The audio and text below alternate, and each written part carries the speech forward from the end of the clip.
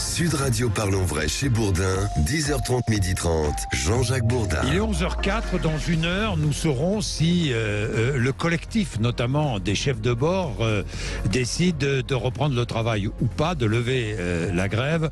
Nous verrons cela, il y a eu des propositions de la direction de la SNCF. Bien. En attendant, débattons sur cette grève, le droit de grève en France, parce que ça, évidemment, ça soulève débat, et notamment chez beaucoup de Français qui voulaient voyager, qui n'ont pas pu voyager, mais chez les autres aussi. Je pose la question, faut-il encadrer, réglementer le droit de grève et peut-être, pourquoi pas, sanctuariser jours fériés et départ en vacances? Je soulève le débat parce qu'en Italie, Félix Mathieu, eh bien, on interdit les grèves dans les transports à certaines périodes clés. Oui, des grèves interdites sur la période du 17 décembre au 7 janvier ou alors en été sur les périodes de départ en vacances. Idem, les cheminots ne peuvent pas immobiliser l'infrastructure ferroviaire à l'approche d'une élection. En Italie, c'est interdit en fait sur toutes les périodes de fort trafic, comme aussi lors des vacances de Pâques ou de la Toussaint. Le droit de grève qui est un droit protégé par la Constitution en Italie comme en France, sauf que là-bas, le législateur l'a mis en balance avec un autre droit constitutionnel, la liberté de circulation. Pour autant, interrogé sur la possibilité de sanctuariser certaines dates sur Sud Radio hier, le ministre de l'économie, Bruno Le Maire, a balayé une telle idée. En tout cas, ça n'est pas à l'ordre du jour de notre côté des Alpes. Bien, 11h05, cette loi ne provient pas du nouveau pouvoir italien. Elle existe depuis longtemps. Bien, il est 11h05, je le précise parce que il est toujours bon de préciser les choses. 11h05, nos invités, Jean-François Amadieu, sociologue du travail, professeur à l'école de management de l'Université Paris 1. Bonjour. Bonjour. Merci d'être avec nous. Marc Ferracci, qui est député de la 6e circonscription des Français de l'étranger, vice-président du groupe Renaissance. Bonjour. Bonjour. Merci d'être avec nous. Et Axel Persson, qui est secrétaire général de la CGT cheminot de Trappes, conducteur de train. Bonjour. Bonjour. Merci d'être avec nous tous les trois pour débattre. Tout à l'heure, nous aurons l'ancien président de l'Association nationale des DRH qui sera avec nous, qui interviendra par téléphone. Bien. Alors, c'est très clair. Est-ce qu'il faut encadrer le droit de grève ? Je fais un tour de table. Jean-François Amadieu, vous aviez travaillé sur la question. Oui, tout à fait. Gilles de Robien, quand il était ministre des Transports, avait mis en place une commission de 9 personnes pour faire des préconisations pour justement mieux encadrer le droit de grève. Parce que le droit de grève est un droit constitutionnel, je le rappelle, qui s'exerce dans le cadre des lois qui le réglementent. Oui. Et donc, dans les transports, on avait réfléchi à des propositions et elles ont donné lieu à la loi donc de 2007 qui a été adoptée lorsque Nicolas Sarkozy a été élu président de la République. Loi qu'on a appelée sur le service minimum, mais en fait, il n'y a jamais eu de service minimum mis en place en France. Donc effectivement, on a déjà un texte dans les transports, alors après, il y en a pour d'autres services publics, et évidemment, la question posée avec ce qui vient de se produire, c'est de faire évoluer cet encadrement dans certaines directions qui sont évoquées par le ministre des Transports encore ce matin. Quelles sont les pistes ? On les connaît à peu près, mais on peut effectivement améliorer dans un contexte qui a changé. Parce que là, ce qu'on vient d'avoir, c'est quelque chose qu'on n'avait pas vraiment anticipé, qui est quand même un phénomène nouveau, qui est que tout ce qu'on avait construit en 2007, c'est reposé sur les syndicats. C'était les syndicats qui, faisant preuve de responsabilité, ne feraient pas grève un 24 décembre, enfin au moment des fêtes, qu'on passerait par eux pour négocier, que tout reposerait au fond sur le sens de responsabilité, oui, des organisations syndicales, qui d'ailleurs, je le rappelle, dans l'épisode actuel, n'ont pas appelé à la grève. Et là, on a un problème avec, en effet, ce type de coordination. Alors, oui, parce que il va falloir résoudre ce problème, c'est vrai. Pour corroborer ce que vous dites, je voudrais préciser qu'en France, le droit de grève appartient aux salariés et non aux syndicats, ce qui n'est pas le cas dans de nombreux pays étrangers. Je continue mon tour de table. Faut-il encadrer le droit de grève, Marc Ferracci? Alors, Monsieur Amadieu l'a dit, le droit de grève qui figure effectivement dans notre Constitution, dans le préambule de 1946, pour être précis, il est déjà réglementé puisque ce sont des lois successives qui l'encadrent. C'est un droit qui a été reconnu à la fin du 19e siècle, dans un contexte qui, évidemment, n'était pas le contexte actuel, dans lequel il y avait un rapport qui était souvent un rapport assez violent entre les salariés et les employeurs. Et ce qui est intéressant aujourd'hui, c'est que, au fond, il y a une tierce partie qui est dans le jeu. Ce sont les usagers, s'agissant évidemment des grèves qui touchent les services publics. Et je pense que l'émotion et la raison pour laquelle nous sommes en train de débattre aujourd'hui, elle tient au fait que, évidemment, on a des grèves qui impactent l'ensemble du corps social, ou quasiment l'ensemble du corps social, avec une dimension symbolique qui est extrêmement forte, parce qu'effectivement, empêcher, ou en tout cas contraindre fortement les Français au moment où ils ont envie de se rassembler en famille pour Noël, eh bien, ça suscite forcément beaucoup de réactions. Moi, je suis préoccupé d'une chose. Je suis préoccupé de ce que, face à une situation de crise comme celle qu'on vit aujourd'hui, eh bien, un discours monte, et je l'entends monter, qui viennent précisément à remettre en question le droit de grève. Moi, je pense que c'est un droit qu'il faut protéger, mais dont il faut pouvoir débattre précisément à l'aune de la sensibilité sociale que l'on peut constater aujourd'hui. Alors, en débattre, et pourquoi pas et ouvrir le débat, c'est protéger le droit de grève. Je pense que, évidemment, débattre d'abord dans la sphère publique, et puis ensuite au Parlement. Au Parlement, parce que à un moment ou à un autre, si on parle des lois qui encadrent le droit de grève, comme le dit la Constitution, eh bien, il faudra se poser la question d'évolution législative. Mais moi, je pense qu'il faut d'abord un diagnostic. Ça a été dit. Aujourd'hui, on a besoin d'efficacité. On a besoin d'abord d'un dialogue social qui fonctionne. Et ce qui est inédit dans ce conflit, c'est effectivement qu'on a une forme d'atomisation de la relation sociale, avec des gens qui se sont appuyés sur des préavis qui avaient été déposés par les centrales syndicales, parce que évidemment, il y a des préavis qui permettent ensuite de faire grève. 5 jours dans le service public. Mais ces centrales elles-mêmes n'appelaient pas à la grève. Donc on voit bien que derrière cette question de la continuité du service public ferroviaire, on a besoin de se poser, je pense qu'on va se la poser également aujourd'hui, la question du fonctionnement global de notre modèle social et de la qualité du dialogue social. Je rappelle que le préavis de 5 jours, qui est prévu dans la loi, doit permettre de négocier. C'est ce que dit la loi aujourd'hui. Bien, alors, est-ce qu'il faut faire évoluer le droit de grève, l'encadrer autrement, le faire encadrer ou le faire évoluer ? Vous qui êtes gréviste, hein, vous êtes gréviste. Oui, je suis gréviste. Vous êtes à la CGT. Je suis à la CGT, je suis conducteur de train. Et sur ma ligne, en effet, on est en grève aujourd'hui contre la suppression des conducteurs de manœuvre de la gare de Montparnasse. Ça, c'est autre chose. C'est autre chose. Notre revendication. Voilà. Mais on est en grève aujourd'hui à la même date que nos collègues contrôleurs. Et d'ailleurs, la direction, elle annonce des négociations sur notre ligne, pas avant le 5 janvier. Ce qui interroge, pour le coup, sur sa volonté réelle de sortir du conflit. Mais pour répondre à votre question, le droit de grève, comme a été dit par les précédents intervenants, est déjà encadré en réalité. Et il est déjà encadré puisqu'il y a des lois qui le contraignent par le dépôt de préavis, y compris pour des métiers comme le mien, il faut se déclarer 48 heures à l'avance. Donc des contraintes et des restrictions sur le droit de grève existent déjà. Certaines professions d'ailleurs en sont déjà exclues, même lorsqu'on nié du droit de grève. Je pense par exemple dans les faits au personnel soignant en grande partie, ce qui explique d'ailleurs aussi la faculté qu'ont eu les gouvernements de massacrer l'hôpital public puisqu'ils ont privé les soignants de leur faculté de résister à leurs attaques. Et ce débat-là n'est pas nouveau. C'est comme le débat des retraites. Quand on parle d'une retraite à 65 ans, c'est pas un débat nouveau qui arrive en 2024 parce que la retraite à 65 ans, c'est ce qui se pratiquait déjà au début du XXe siècle. Quand on parle de restriction du droit de grève, c'est pas nouveau, ça date pas de 2022, ça date déjà du début du 19e ou 18e, début du 20e ou 19e siècle.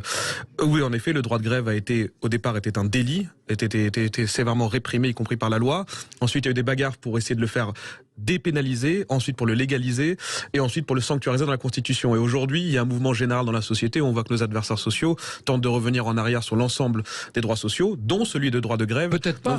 Donc ce débat-là, c'est peut-être amélioré. C'est à la fois peut-être, je dis peut-être, protéger le salarié et en même temps protéger l'usager. Mais vous savez, je pense que si nous sommes intelligents, nous pouvons faire évoluer les choses, non ? En fait, c'est sans doute, on peut faire toujours évoluer les choses, mais en fait, là, tel que les représentants politiques qui parlent aujourd'hui de restreindre le droit de grève pour certaines fêtes, c'est en réalité, il faut parler clairement, c'est l'interdire les jours de fête. Parce qu'aujourd'hui, par exemple, même avec la grève qu'il y avait aujourd'hui... Sanctuariser, c'est ce qui se fait en Italie. Mais par exemple, mais d'ailleurs aussi, nous, on prend certainement pas le modèle social italien en exemple, puisque l'ensemble du modèle social qui a été construit en Italie, c'est notamment ce qui a permis de détricoter une bonne partie des conquêtes du monde du travail italien depuis l'après-guerre, notamment.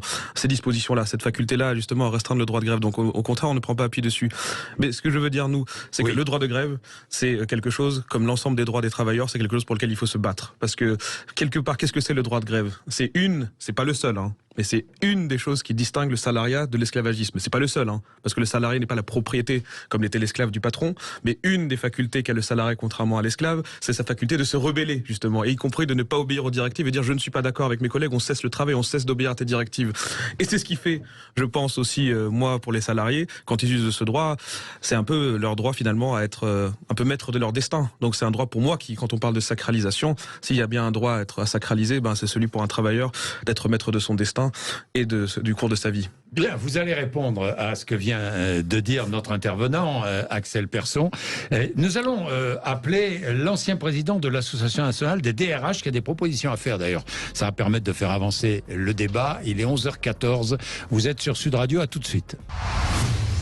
Sud Radio Parlons Vrai chez Bourdin, 10h30, 12h30, Jean-Jacques Bourdin. Bien, débat autour du droit de grève avec Axel Persson, secrétaire général à CGT, cheminot de Trappes, conducteur de train, en grève. Marc Ferracci, député de la 6e circonscription des Français de l'étranger, vice-président du groupe Renaissance. Jean-François Amadieu, qui est sociologue du travail, professeur à l'école de management de l'Université Paris 1. Et Jean-Christophe Sibéras, qui est avec nous par téléphone, ancien président de l'Association nationale des DRH. Jean-Christophe Sibéras, bonjour. Oui, bonjour. Je rappelle la loi concernant le public, parce que, évidemment, le secteur privé n'est pas régi de la même façon. Il n'y a pas de préavis ni d'avertissement dans le secteur privé. Le secteur public, préavis de 5 jours permettant de négocier. Les revendications des grévistes doivent être clairement communiquées à l'employeur dès le départ. Il faut respecter le travail des non-grévistes. Sanction si les grévistes empêchent les non-grévistes de travailler. C'est ce que dit la loi. Vous m'arrêtez si je dis des bêtises, mais j'espère l'avoir bien lu. Jean-Christophe Sibéras, vous faites des propositions. Oui, effectivement, le droit de grève en France est quand même un petit peu chaotique, on va dire comme ça. En tout cas, quand c'est vu de l'étranger, ceux qui nous regardent, ils ont du mal quand même à comprendre. Et ils ont du mal à comprendre pourquoi. Parce que il y a deux choses qui différencient assez fortement par rapport à d'autres pays. Je pense aux États-Unis ou à l'Allemagne. C'est que d'abord, dans ces pays-là, et à la différence de chez nous, on ne peut pas faire grève tant qu'on n'a pas négocié. On commence par se mettre autour d'une table et on fait grève que si la négociation est arrivée à un échec. Donc il n'y a pas de grève de prévenance ou d'avertissement, comme on dit en France, quelque chose qui est quand même pas facile à comprendre quand on est une direction d'entreprise, il y a des gens qui font grève avant même qu'on ait ouvert la bouche et qu'on ait fait la moindre proposition. Quand même un peu contraire au bon sens. Puis la deuxième chose, c'est que dans un certain nombre de pays, quand on négocie, les syndicats peuvent mettre dans l'accord, et la loi l'autorise, que pendant que l'accord s'applique, si l'accord dure 1 an, ça dure 1 an, pendant 2 ans, on s'engage à pas faire grève. Pendant la durée de l'accord. Ça fait partie du deal, si vous voulez. Et on lâche ça, et ça vaut cher pour l'employeur. Parce que l'employeur, l'entreprise se dit, là au moins, je suis tranquille pendant 1 an, 2 ans, mes clients, je vais pouvoir les livrer, les servir. Et donc l'employeur, dans ces pays-là, est prêt à mettre plus sur la table, effectivement, en contrepartie d'avoir cet engagement de ne pas faire grève. On appelle ça une clause de paix sociale. Et c'est quelque chose qui n'existe pas en France. Et du coup, effectivement, dans les proposition que j'ai souhaité faire, c'est de dire on devrait autoriser cela. Il faudrait certes que la loi intervienne pour le permettre. La Constitution dit que la loi réglemente le droit de grève. Eh bien, proposition, c'est qu'une loi puisse intervenir, on en parle en ce moment, pour permettre cela. Et contrairement à ce qu'on peut penser, ça aurait plutôt pour effet d'ailleurs de renforcer le rôle des syndicats, parce qu'effectivement, ils ont quelque chose à donner, à lâcher de plus, à introduire dans l'accord. Bien, alors, sur ces propositions, réaction, Jean-François Amadieu. Oui, alors, dans ce que vient de dire Jean-Christophe Sibéras, il y a quelque chose de juste en effet, c'est que parmi les pays, disons les pays qui ont réussi à avoir le moins de grèves dans le monde, sont justement des pays qui ont ce qu'on appelle les clauses de paix sociale et qui en effet, par la voie d'un accord avec les syndicats, empêchent ou interdisent tout simplement la grève pendant des périodes de 1 an à 5 ans. Donc c'est un modèle qui marche bien. Mais simplement, il y a des conditions à remplir. La France peine à remplir ces conditions parce que je rappelle que dans ces pays, il y a par exemple un mouvement syndical unitaire. On négocie avec un syndicat et pas plusieurs organisations. Le mouvement syndical français est très morcelé, donc ça complique les choses. Et puis surtout, il y a un obstacle. Ça, on peut le résoudre, mais il faut savoir qu'il faudra changer la Constitution. quand nous avions... J'ajouterais peut-être la représentation des syndicats aussi. Oui, mais ça, il faut changer, il faut renforcer les organisations. Je rappelle que dans ces pays où il y a peu de grèves et on fait les clauses de paix sociale, on est très syndiqués. Les syndicats sont, oui, bien sûr, ils ont beaucoup plus d'adhérents. La France bat le record de la modicité des taux d'adhésion, bien entendu. Et nous avons le plus grand nombre d'organisations syndicales pour représenter les mêmes travailleurs. Au plan international, évidemment, c'est rarissime, sauf un peu dans les pays latins. Mais on a, du coup, les pays qui ont peu de grèves sont des pays qui n'ont pas notre paysage syndical, si vous voulez. Il n'y a pas ce morcellement, cette espèce de compétition entre organisations. Donc ça, c'est un problème. Mais surtout, il faudra changer la Constitution. Quand on avait réfléchi à la loi de 2007 pour réguler les grèves dans les transports, on avait interrogé le Conseil constitutionnel sur un point simple, c'est qu'est-ce qu'on pouvait utiliser un système du type Air France, c'est-à-dire un système dans lequel, avant de pouvoir déposer un préavis, par exemple, on discute pendant 2 mois et on empêche, on ne fait pas grève pendant 2 mois. On fixe une date. Oui, voilà, mais on a pendant ces 2 mois-là, négociation. Oui, et on peut pas faire grève pendant ces 2 mois avant d'avoir, et on négocie et on discute avant de pouvoir faire grève. Et si la négociation échoue, voilà, le Conseil constitutionnel nous avait dit en 2005-2006, nous avait dit n'y pensez pas, c'est trop long. Donc, est-ce que le Conseil constitutionnel considérera, je ne sais pas, que la Constitution permet d'autoriser les clauses de paix sociale, c'est-à-dire vous ne pourrez pas faire grève si on se met d'accord pendant des périodes de plusieurs années, sachant qu'en France, vous pouvez avoir un accord peut-être majoritaire à 51% et 49% des gens ne pourront pas exercer leur droit de grève parce qu'un accord a été trouvé. Dans le système français, vous voyez la situation dans laquelle on va être, vous aurez peut-être 49% des salariés d'une entreprise qui ne pourront pas faire grève. Je crains que le Conseil constitutionnel nous dise c'est pas possible. Donc dans le cas français, l'idée est bonne, on sait qu'elle marche, mais il faudra sans doute faire évoluer nos textes fondamentaux ou le paysage syndical. Je comprends. Nous allons poursuivre le tour de table, mais je vous annonce que l'ensemble des syndicats signent l'accord levant la grève, préavis de grève levé pour le nouvel an. Voilà, c'est ce que nous disions, c'est ce que nous prévoyons avant même d'entrer ici. Accord trouvé à la SNCF, donc préavis de grève levé. Est-ce que ça veut dire, vous qui êtes un spécialiste conducteur de train, est-ce que ça veut dire que des trains supplémentaires vont rouler ce week-end ou pas? Ça dépend. Sur Malines, puisque nous sommes encore en grève, c'est un conflit à part, non. Mais en revanche, d'un point de vue tout à fait technique, quand bien même le préavis est levé maintenant, donc ça veut dire que le personnel, s'il suit d'ailleurs la levée du préavis, s'il l'accepte, parce que en fait, il y a d'un côté ce que font les syndicats. Après, il faut bien voir comment ça se perçu. Si les syndicats sont jugés, si les syndicats ont été jugés, ils n'existent plus. Mais on verra bien. Ce que je veux dire bien, c'est en gros, dans l'hypothèse où les contrôleurs donc reprennent le travail conformément à la levée du préavis, quand bien même ça arrive, c'est sans doute ce qui va arriver.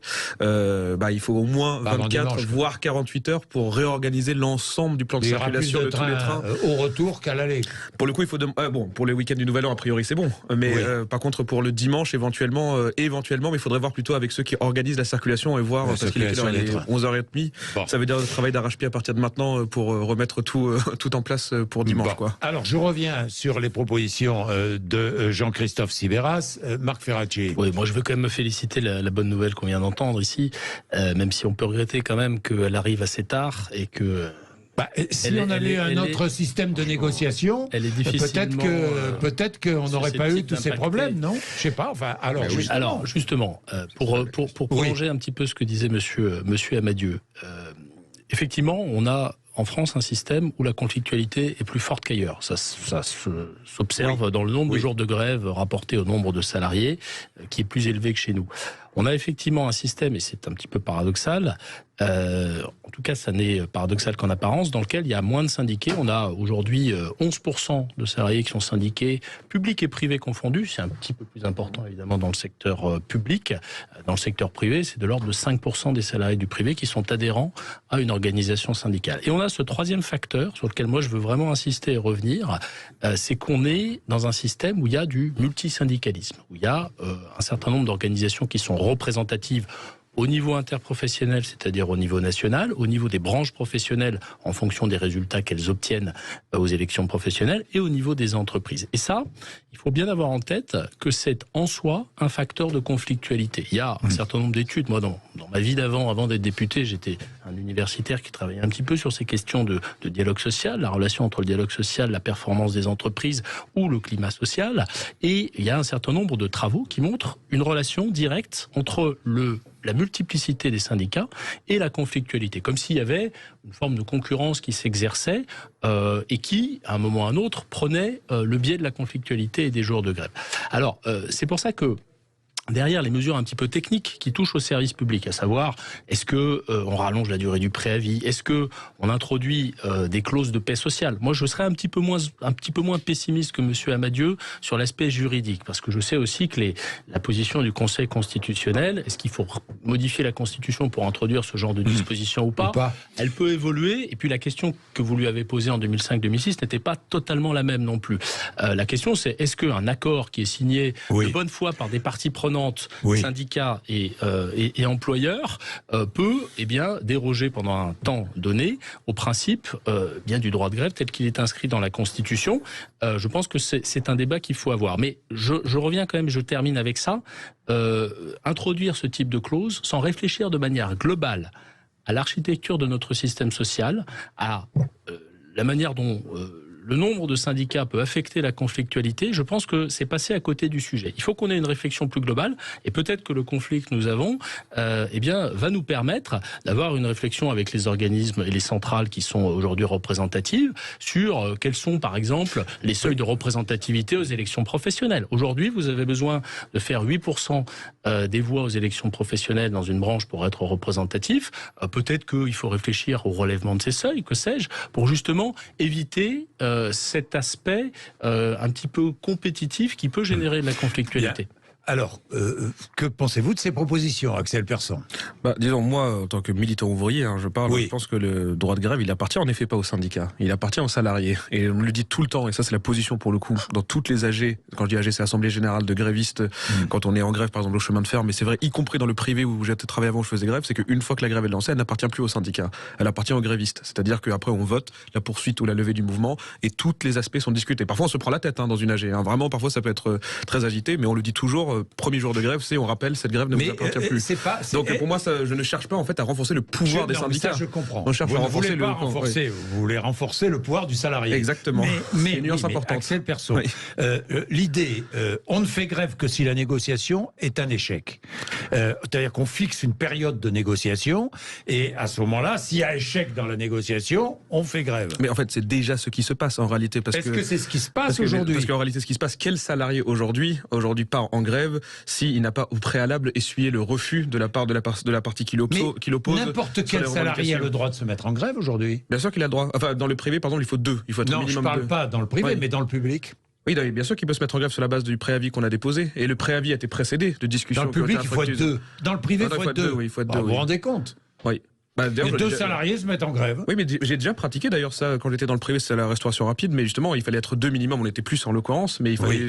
Mais dans la réalité, quand la grève est partie, on avait déjà essuyé les refus de la part de notre encadrement. Comment faire évoluer les choses sur la proposition, la proposition que faisait Jean-Christophe Sibéras En fait, ça va peut-être vous surprendre, mais moi je dirais qu'en général, si vous voulez éviter des grèves, il faut satisfaire les revendications et aussi avoir systématique. Systématique, je dis pas systématique. On satisfait systématiquement, comme ça il n'y a pas de grève, quoi. Ça ce serait l'idéal. Mais après, si c'est pas ce qui arrive, alors le salarié dispose de la faculté de se défendre et se mettre en grève. Après, il jugera aussi si la revendication qu'il souhaite satisfaire nécessite une grève. C'est pas toujours le cas, parce qu'il y a toute une palette de choses avant de faire grève en réalité. Il y a plein de choses qu'on peut faire, et dans l'immense majorité des conflits, ça se règle sans grève en réalité, parce que la grève, déjà, c'est l'arme collective où on décide d'engager une épreuve de force à une échelle très importante. Donc c'est déjà ce qui se passe aujourd'hui. Aucun salarié aujourd'hui ne prend la décision de se mettre en grève de manière anodine. Pour vous, il ne faut pas toucher au texte constitutionnel, il ne faut pas toucher à la loi. Je trouve qu'il est déjà et qu'il encadre déjà le droit de grève, mais d'ailleurs la position suffisamment, parce que d'ailleurs on oublie de dire que là la grève, même si elle avait lieu chez les contrôleurs, que y compris les dispositifs déjà existants permettait déjà à la SNCF, selon ses propres chiffres, de faire rouler, selon ses chiffres, entre la moitié et les 2/3 des TGV. Donc là, il y avait même un moyen de contrainte, y compris en cas de grève. Mais elle faisait rouler parce qu'elle fait travailler des cadres. Oui, mais voilà, exactement. Donc la loi lui permettait déjà, en fait, de réaffecter des ressources, de trouver de l'encadrement qui est habilité aux tâches, évidemment, parce qu'il faut qu'il sache faire le travail. Oui. Donc il lui permettait. Donc il y a déjà des outils qui lui permettent de le faire. Donc déjà, c'est des outils qu'on trouve déjà contraignants. Donc évidemment, ça vous étonnera pas qu'on n'est pas favorable à des restrictions supplémentaires. En revanche, d'un point de vue un peu, si on prend un peu de recul, il est vrai que ce type de conflit, mais moi après je ne juge pas si c'est bon ou pas. Nous en tant que militants, parfois le mouvement part d'un syndicat, parfois d'un collectif, parfois il part juste spontanément, mais dès qu'il est parti on le soutient. Mais ce qui est sûr, c'est que ce type de conflit va sans doute se multiplier.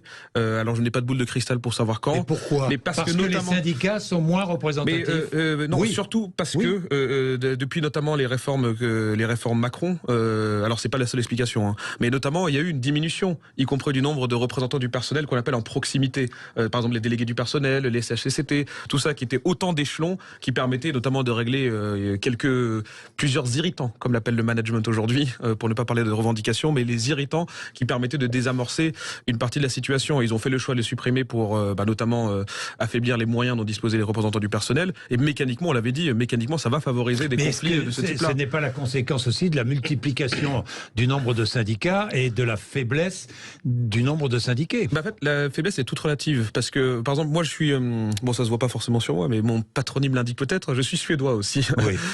Franco-suédois. Je suis né en Suède et j'ai grandi justement dans un de ces pays, justement... Si, mais votre nom, personne... Voilà, exactement. Mais... Et par exemple, dans ce modèle-là, l'approche du syndicalisme est extrêmement différente. C'est-à-dire que, par exemple, j'ai vu une grosse différence. En Suède, par exemple, on se syndique en majorité pour bénéficier d'un service, voire se faire appliquer certaines conventions collectives ou, par exemple, l'assurance chômage.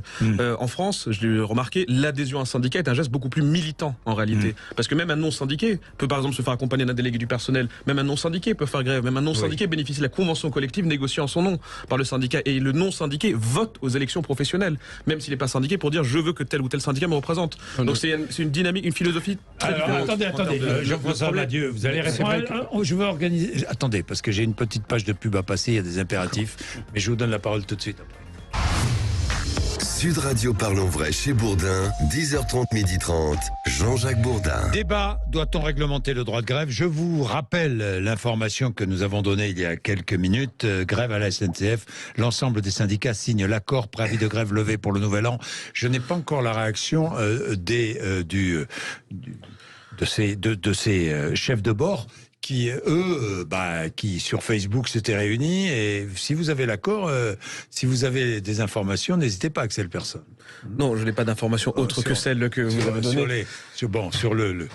D'accord. Sur les chefs de bord qui, eux, ne sont pas, pour beaucoup, ne sont pas syndiqués d'ailleurs. En fait, en plus, en réalité, ça peut lier. Vous allez me parler de ça, d'ailleurs, de ces salariés du public qui sont de moins en moins syndiqués pour certains, qui ne veulent pas.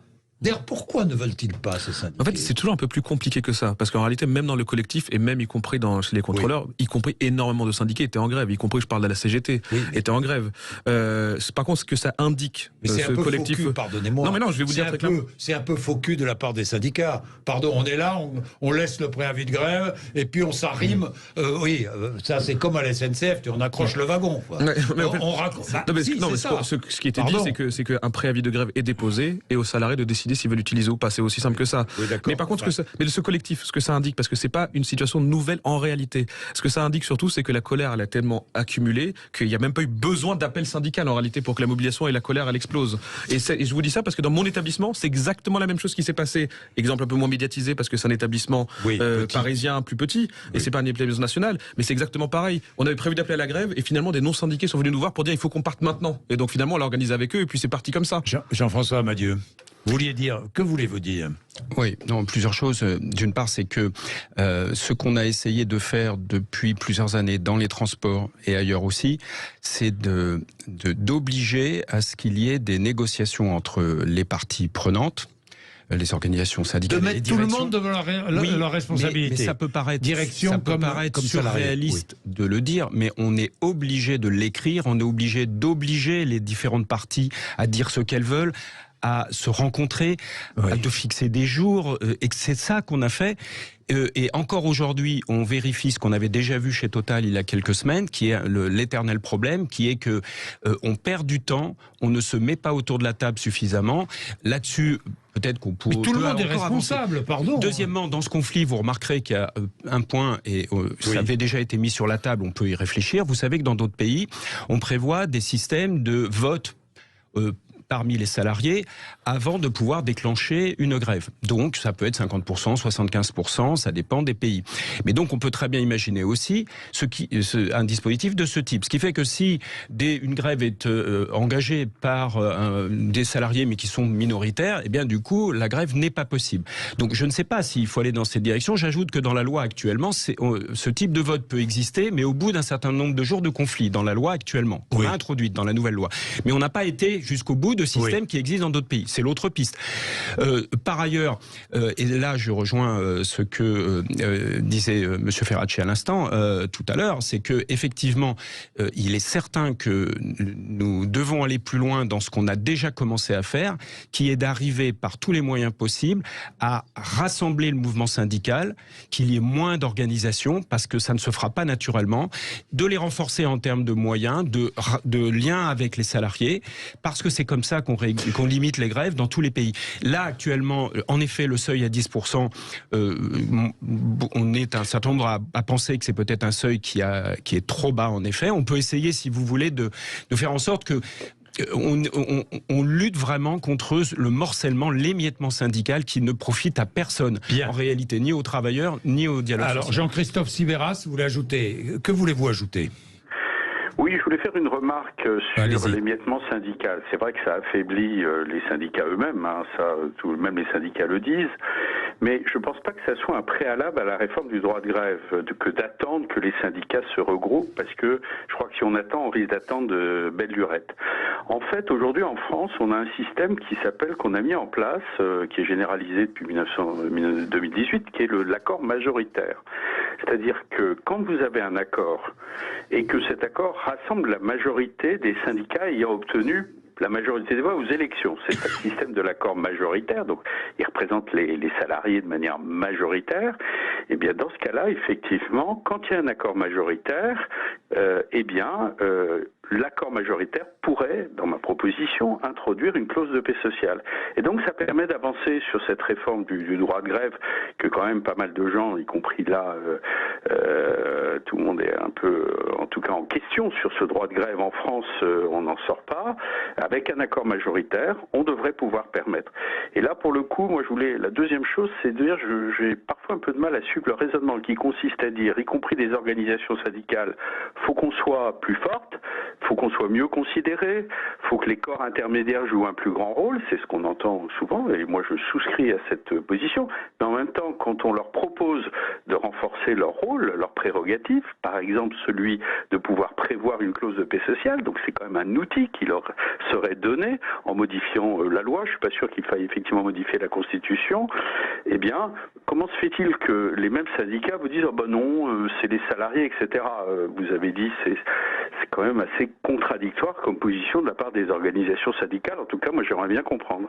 Axel Persson, c'est contradictoire. En fait, c'est contradictoire pour celui qui ne veut pas comprendre. Je ne me considère pas, moi en tant que militant CGT, comme un partenaire social qui va encadrer la colère des travailleurs. Nous, ce qu'on considère le syndicat, la CGT, c'est un outil pour organiser les mobilisations et pour permettre aux mobilisations d'aller le plus loin que possible et jusqu'à la satisfaction des revendications, rien d'autre. Là, la philosophie qui est mise derrière, c'est d'un point de vue patronal, c'est comment faire pour restreindre l'usage du droit de grève. Pourquoi pensez-vous que les patrons... Donc je suis pas favorable, tout simplement. Pourquoi pensez-vous que les patrons soient toujours obsédés par l'idée d'empêcher les syndicats ou les salariés de s'exprimer, d'exprimer leurs revendications? Non, un employeur peut évidemment tolérer que des revendications s'expriment. C'est pas toléré. Ou même, un employeur peut même l'entendre pour plein de raisons. Parce plus que l'entendre. Parce que plus l'entendre, même parce que parfois il peut même y avoir un intérêt, sans parler de conflit, pour le bon fonctionnement de l'entreprise. Pour le bon fonctionnement de l'entreprise, pour que ça fonctionne bien. Mais in fine, qu'est-ce que c'est le droit de grève quand on fait grève? C'est qu'on conteste le pouvoir de l'employeur, puisqu'on dit on n'obéit pas à tes directives. Donc quand on se fait en grève, on conteste l'autorité du patron. Et c'est pour ça en fait que c'est quelque chose qui est extrêmement sensible et que c'est un droit qui historiquement d'ailleurs a jamais été reconnu par le patronat et qu'on a dû imposé. Donc c'est pour ça que moi, je suis très très clair sur ces choses-là. Le droit de grève, c'est pas quelque chose sur lequel on souhaite négocier en fait. Marc Ferracci, mais alors à ce moment-là, si vous souhaitez pas, je sais que vous êtes contre, par exemple, le préavis. Le préavis, c'était pas une demande de pour vous, vous devriez pouvoir vous mettre en grève du jour au lendemain, à l'heure dite même. Mais en fait, beaucoup de gens, d'ailleurs, les différentes réformes en cours à la SNCF visent à le rapprocher du fonctionnement d'une entreprise privée comme les autres. J'aurais tendance à dire, alignons les conditions de l'exercice du droit de grève à la SNCF sur celles du privé. Ou est-ce que c'est que sur une partie qu'il faut qu'on soit comme le privé, mais pas sur l'exercice du droit de grève? Je pose la question, mais je sais que j'ai déjà la réponse. Marc Ferracci. Oui. On évacue quand même là depuis quelques minutes une question importante qui est celle des différences de conditions qui existent entre les entreprises et le secteur public, entre le secteur privé et le secteur public, dans l'exercice du droit de grève. Oui. D'abord, les règles ne sont pas les mêmes, évidemment. Oui. Le niveau de syndicalisation, je le disais tout à l'heure, n'est pas le même entre le public et le privé. Et surtout, et c'est peut-être ça qui rend cette grève difficile à comprendre pour une partie de la population française, il y a soit dans des grandes entreprises, on l'a vu avec la crise de l'essence, soit dans un certain nombre de secteurs publics, il y a des positions qui permettent, et c'est bien pour eux, aux salariés de ces entreprises, de négocier des choses importantes. Pourquoi ? Parce que ce sont des institutions qui ont ce que les économistes appellent des rentes. Alors la rente, elle peut provenir d'une innovation de l'entreprise qui a bien fait son travail, elle peut provenir d'un choc extérieur, c'est ce qu'on a vu avec Total ces derniers mois, qui fait que les prix augmentent et donc il y a du grain à moudre pour la négociation salariale. Oui. Elle peut provenir d'une situation qui est organisée par la loi et par nos institutions de monopole du service public. Ça donne un pouvoir de négociation aux salariés de ces entreprises. Un pouvoir de négociation qui n'existe pas dans la PME, TPE du coin. C'est ça qui également peut susciter un petit peu de ressentiment de la part des salariés qui aimeraient bien également négocier de meilleurs salaires et qui voient que certaines entreprises ou certaines institutions y parviennent et pas chez eux. Donc je pense qu'il y a une réflexion à avoir sur la différenciation. Après, je vous entendais tout à l'heure évoquer justement ces clauses sociales. À un moment, il y a une question simple à se poser. Est-ce qu'on fait confiance au dialogue social ou pas ? Est-ce qu'on fait confiance au dialogue social tel qu'il est incarné et médiatisé par des organisations qui sont représentatives? Et vous avez eu raison de redonner la parole à Jean-Christophe Sibéras qui nous a rappelé que depuis 2018, les ordonnances prises, il y a désormais une légitimité des accords d'entreprise ou des accords qui provient de ce fait majoritaire. Vous représentez plus de 50% des salariés tels qu'ils ont voté aux élections professionnelles, vous avez un accord qui est légitime. Est-ce qu'on fait confiance à cette légitimité-là ? Est-ce qu'on fait confiance ou est-ce que, comme vous le suggérez, on donne la possibilité à des gens qui s'inscrivent hors de ce cadre de faire grève et de pénaliser. Alors, est-ce que l'accord majoritaire doit s'imposer ? Je pense que c'est une question à poser. Parce que déjà, non, enfin, oui, bien sûr qu'il s'applique d'un point de vue de la loi, mais regardez, il y a un exemple récent qui vient de se passer à GRDF. Un accord avait été signé par 3 organisations syndicales qui actaient des... Majoritaires ? Donc majoritaire légèrement, puisque la CGT fait presque 50%, mais pas tout à fait 50%. Non signé par la CGT, qui fait à peu près 48% de mémoire, ou 45%, je sais plus, enfin bref, c'est ça l'ordre de grandeur. Les agents des gaziers, je parle bien des gaziers GRDF, refusent l'accord majoritaire signé par des organisations syndicales, d'ailleurs majoritairement présentes dans l'encadrement, partent en grève pendant 6 semaines, et là imposent un accord plus favorable, de 200 € d'augmentation par mois. Donc quel est le bilan ? C'est que les grévistes ont réussi à imposer un accord qui était plus favorable que celui signé par la majorité. Donc évidemment que le patronat de GRDF va être d'accord avec vous, parce qu'il va dire mais purée, on a été obligé de céder plus que l'accord qu'on a trouvé avec des syndicats. Oui, mais vous pouvez pas aller contre la volonté des salariés de voter pour tel ou tel syndicat. Alors j'invite tous les salariés qui ont voté pour les autres organisations syndicales à renoncer aux 200 € qu'ils ont gagnés, que les grévistes ont gagnés. Vous verrez, ils le feront pas. Non mais ça c'est évident. Non mais ça, attendez, mais ça c'est évident que ça le perd. Non mais s'ils sont cohérents, si on est cohérent dans ce cas-là, on fait ça. Non mais d'accord. Mais d'ailleurs, par ailleurs, pour être très sérieux, c'est parce que la CGT demande non plus. Elle demande qu'elle soit appliquée à tout le monde, cet accord, y compris les non-grévistes, y compris les électeurs. Mais c'est parce que nous on est cohérents dans notre position. 11h48, vous allez répondre. Mais petite page de pub. Sud Radio Parlons Vrai chez Bourdin, 10h30, 12h30. Jean-Jacques Bourdin. Bien, alors pour faire évoluer la loi, d'après ce que vous dites, ce qu'on a dit pendant la pub, vous n'étiez pas là avec nous, mais je vous le dis, on a besoin de renforcer la représentation syndicale pour faire avancer la loi et pour faire avancer le dialogue social. Vous en êtes certain, Marc Ferracci? Alors, je ne présenterai pas les choses exactement comme ça. D'accord. On a besoin de laisser un petit peu moins de choses à la loi et un petit peu plus de choses à la négociation. Et d'ailleurs, c'est ce que font un certain nombre de pays. Oui, mais c'est la loi qui encadre la négociation. Bien sûr, c'est la loi qui encadre la négociation, mais il faut que les gens aient matière à négocier sur les salaires, sur les conditions de travail, sur beaucoup de choses. Et pour pouvoir négocier dans des conditions satisfaisantes, il faut que les gens qui sont autour de la table, et en particulier les représentants des salariés, aient une légitimité qui soit la plus forte possible. Alors il y a plusieurs manières, et on revient sur la question qu'on évoquait tout à l'heure de l'accord majoritaire, il y a plusieurs manières de fonder la légitimité des gens qui négocient. Il y a les élections professionnelles, et l'accord majoritaire repose sur cette logique, en disant vous avez fait globalement ceux qui signent 50%, on ne revient pas sur le sujet. C'est une manière de fonder cette légitimité.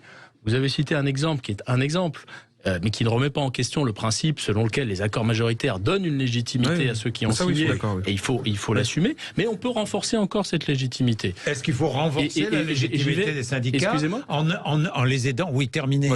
Et pour moi, renforcer encore la légitimité, eh bien, c'est faire en sorte qu'il y ait plus de personnes qui s'engagent dans l'adhésion syndicale. Est-ce que vous êtes d'accord avec ça? Est-ce qu'il faut aider les syndicats, évidemment, accompagner les syndicats dans un développement de leur... ça dépend, évidemment, si on nous parlait si on parle évidemment de lever les freins à l'adhésion qui souvent sont identifiés, pas toujours, parce que c'est toujours un peu plus compliqué que ça, mais notamment dans certaines petites entreprises, le fait que s'exposer syndicalement mène souvent à des difficultés dans la carrière, répression, peu importe. Si on parle de lever ça, évidemment qu'on va être favorable. En revanche, ça dépend pourquoi faire. Si c'est pour renforcer les syndicats juste pour les renforcer... Non, pour améliorer le dialogue social. Pour améliorer le dialogue social, dans ce cas-là, c'est pas tant du côté des salariés en fait que le problème est posé en général, puisque le salarié il peut être syndiqué. Oui, il peut être syndiqué, mais nous ce qu'on veut surtout, c'est que pour qu'un syndicat soit efficace, du moins tel que nous on le conçoit, parce qu'on n'est pas tous d'accord dans le mouvement syndical, il y a des nuances comme vous l'avez remarqué. Nous on le voit avant tout en effet comme un outil de lutte. Alors lutte ne veut pas toujours dire grève, je tiens à le préciser. Oui, évidemment. Parce qu'il y a plein de choses qu'on peut faire avant. Il peut y avoir des réunions, des pétitions, ou même parfois ça se règle dans une discussion individuelle. Il y a plein de choses avant, mais c'est avant tout un outil. On va pouvoir se réunir, débattre et peser sur l'avenir. C'est surtout ça en fait pour nous. On a besoin en tant que syndicat. Pas de répression, des endroits pour se réunir, des moyens pour se réunir, des moyens pour décider ensemble. Vous n'êtes pas franchement favorable à ce qu'il y ait plus de salariés qui adhèrent à des syndicats? C'est comme ça que je reçois votre message. Si, mais moi je vous assure que le syndicat dans lequel je suis, c'est-à-dire là je parle de cheminot de Trappes, on a beaucoup de syndicats. Alors on fait plus de 50% aux élections, mais on représente sur mon périmètre à peu près. Des incitations à adhérer à un syndicat, ça? L'incitation que nous on donne, et pour le coup elle se matérialise par des adhésions chez nous, en plus de beaucoup de jeunes. Même si j'ai déjà 33 ans, mais je suis un des plus âgés maintenant dans les dernières recrues.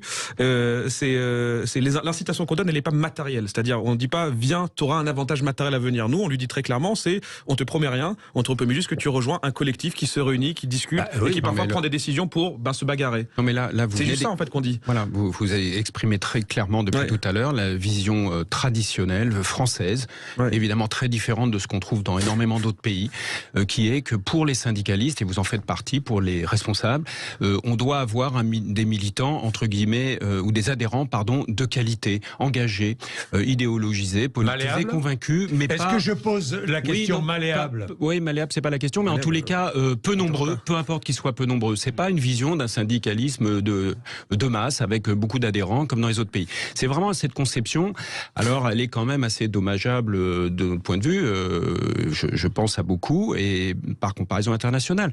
Vous êtes attaché à cette conception, mais je vais prendre un exemple. Qu'est-ce que vous pensez des systèmes qui existent dans d'autres pays européens? Par exemple, c'est sur la table, lorsque un accord est signé par des syndicats, eh bien, ceux qui sont adhérents de ce syndicat bénéficient de dispositions de cet accord, par exemple de certaines primes qui peuvent être prévues. S'ils ne sont pas adhérents du syndicat signataire, ils n'ont pas la prime en question. Qu'est-ce que vous en pensez? C'est un débat, vous savez, qui existe régulièrement chez nous, y compris dans les mouvements de grève, parce que quand là, par exemple, ce sont les grévistes qui vont les obtenir, ils vont dire mais pourquoi le non-gréviste va l'obtenir aussi? Mais nous, ce qu'on dit plutôt, c'est que le système français, il est fait que ainsi même le non syndiqué peut voter aux élections professionnelles. Donc il participe aussi à la représentation syndicale, même en n'étant pas syndiqué. Et donc dès lors qu'il participe à ça, il n'y a pas de raison qu'il bénéficie pas toujours. Hein. Non, mais il n'y a pas de raison qu'il ne bénéficie pas finalement des accords collectifs qu'on signe au nom de tout le monde. Celui qui ne participe pas. En fait, c'est toujours un peu frustrant. Parce qu'on se dit que bon, il n'a pas participé, c'est un peu la théorie du passage clandestin, mais néanmoins, je sais que notre intérêt de long terme, c'est qu'il en bénéficie aussi quand la prochaine fois il nous rejoigne. Je voudrais quand même préciser un point sur les adhésions. C'est que s'il n'y avait pas une déduction fiscale des cotisations aujourd'hui, vous savez qu'on ne serait pas à 11%, on aurait dégringolé à 5%. La vérité, c'est que la courbe de déclin des adhésions en France, qui était très forte, parce que la France, déjà, il y a peu d'adhérents, mais là, ce serait encore pire. C'est bien parce que, en fait, nos impôts financent 70% de la cotisation. C'est ça en fait la situation. On a plus d'adhérents que les partis politiques réunis. Merci messieurs, je suis obligé de mettre un terme. Ce passionnant débat. Hein. J'apprends plein de choses sur le droit de grève, sur les limites du droit de grève, sur la réglementation en France et les choses qui pourraient être améliorées. Merci Jean-Christophe Sibéras, merci à vous trois d'être venus nous voir ce matin sur Sud Radio. Il est 11h57. Sud Radio. Sud Radio, parlons.